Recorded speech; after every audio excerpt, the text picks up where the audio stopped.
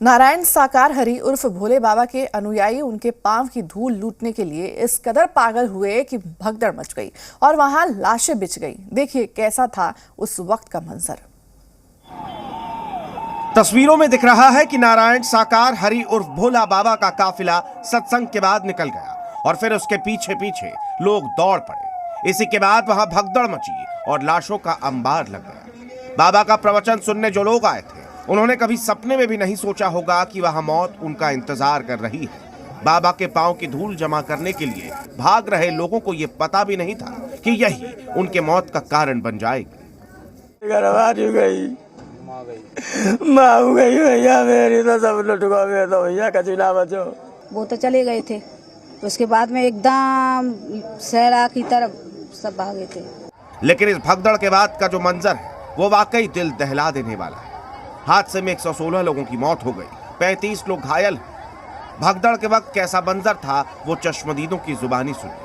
बहुत ही भीड़ है, बहुत ही की वजह से ये मौत हुई। एक संग वो रुक गईगा दबे गए वहां में। अब इस मामले में जांच के लिए एक हाई लेवल कमेटी बनाई गई है।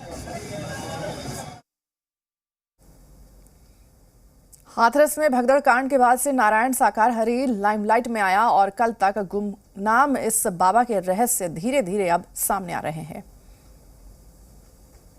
नारायण सरकार हरि भोले बाबा सूरजपाल नाम एक पहचान कई।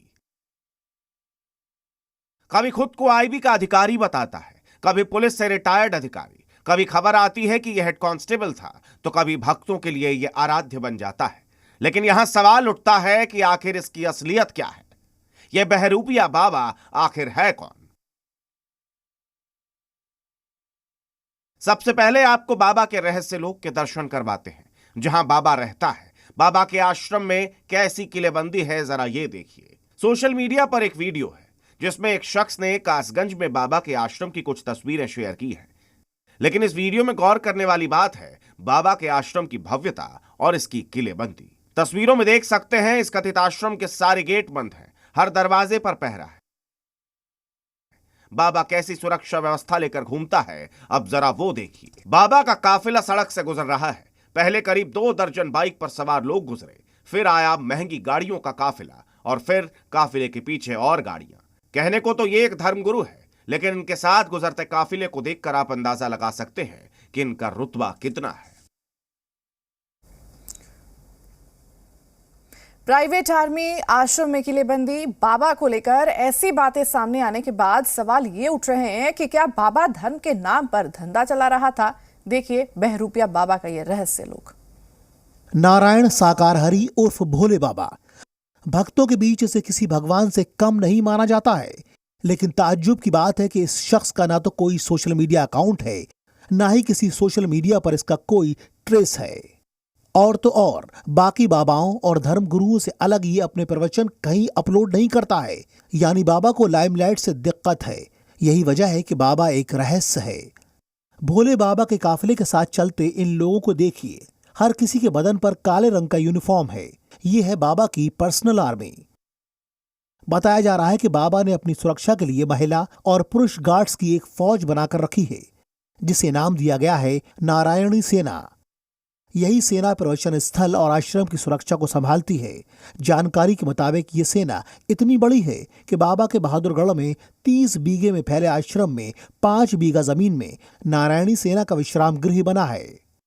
नारायण सरकार हरि के कथित भक्ति लोक को रहस्य लोक इसलिए भी कहा जा रहा है क्योंकि ये बाबा क्या करता है, भक्तों को क्या पाठ पढ़ाता है, ये भी एक मिस्ट्री है। बताया जा रहा है कि बाबा अपने भक्तों को भी लाइमलाइट से दूर रहने की सलाह देता है।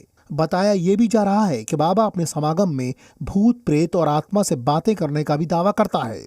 बाबा के जो इक्का दुक्का वीडियो सोशल मीडिया पर पड़े हैं उनमें लोग अजीबोगरीब चीजें भी करते दिख रहे हैं। नारायण साकार हरि नाम के इस कथित धर्मगुरु के इस रहस्य लोक से धीरे धीरे पर्दा उठ रहा है, लेकिन इसका पूरा खुलासा तब हो पाएगा जब बाबा पकड़ा जाएगा।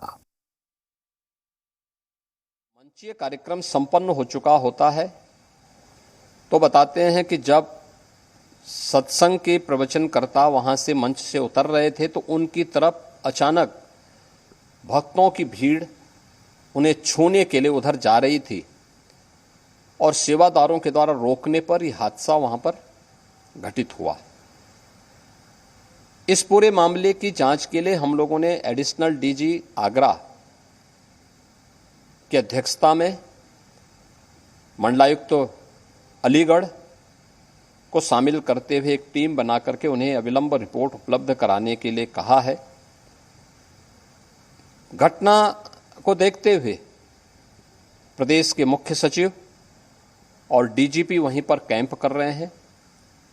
प्रदेश सरकार के 3 मंत्री चौधरी लक्ष्मी नारायण जी, श्री संदीप सिंह जी, श्री असीम अरुण जी, ये तीनों लोग वहां पर घटनास्थल पर ही कैंप करके घायलों को उपचार आदि की व्यवस्था में लगे हुए हैं। आदरणीय प्रधानमंत्री जी ने भी और आदरणीय गृह मंत्री जी ने भी इस घटना पर अपना गहरा दुख व्यक्त करते हुए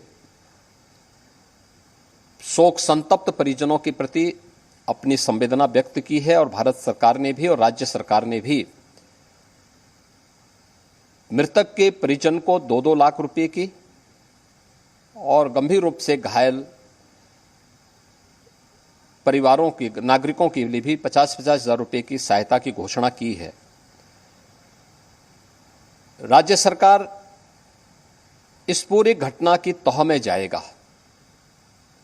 यह हादसा है या साजिश, यह भी हम इसकी तह में जाकर के इसको देखेंगे। इस प्रकार की घटना पर पीड़ितों के प्रति संवेदना व्यक्त करने की बजाय राजनीति करना यह अत्यंत दुर्भाग्यपूर्ण है और निंदनीय भी। जो लोग इस पे कुछ राजनीतिक दल इस पे राजनीति भी कर रहे हैं, इसको गलत बता रहे हैं, आपको लगता है कि इस तरीके की घटना जब होती है तो राजनीति करने की बजाय सरकार को करना चाहिए लोगों के साथ? देखिए, ये समय पीड़ितों के घावों पर मलहम लगाने का है, पीड़ितों के प्रति संवेदना का है। सरकार इस मामले में पहले से संवेदनशील है और सरकार इस मामले की तह में जाकर के साजिशकर्ताओं को भी। रुकते हैं यहाँ छोटे से ब्रेक के लिए।